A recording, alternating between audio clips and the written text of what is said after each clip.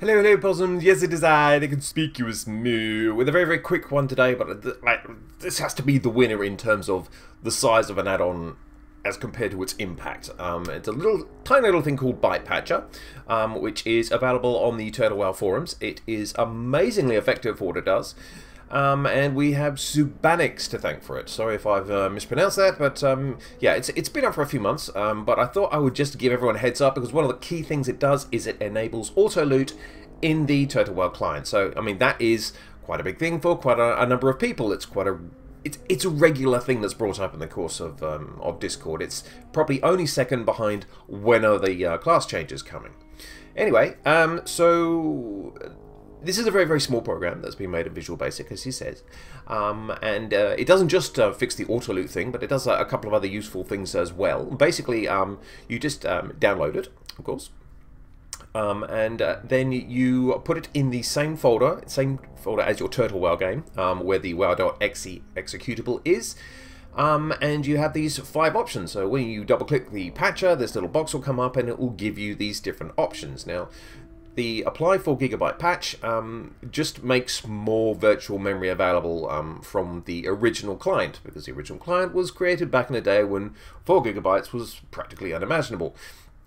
Disable cache generation is, yeah, it stops the WD folder, basically. So the WDB folder is usually the first solution people will suggest if you're having problems with add-ons or a quest isn't completing properly. So it's very, very useful in that respect. So this will disable it from actually just creating it in the first place, which means you don't have to delete it and then restart the game in order to try and fix the problems that you're having with a certain quest, etc. Increase sound channels does exactly what it says in the tin. Raises the limit of the maximum usable sound channels from 12 to 256. That just means there'll be more sound effects around and about. This is once again one of those limitations of the early client. Improved field of view. So it just changes the value. So it's you basically just get a wider shot.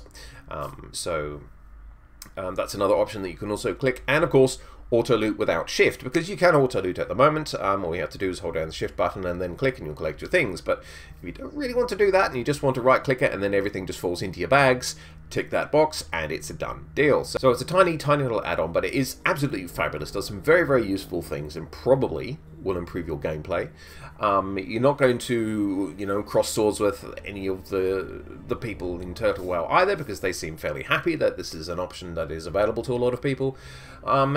You know, if for nothing else, you know, just turning on the auto-loot is fabulous. Now, if you wanted to change any of these settings, you just have to double-click the patcher again, uncheck the boxes, and then run the game again, and you'll be absolutely fine. So just make sure that you've got the most recent version, yeah, away you go.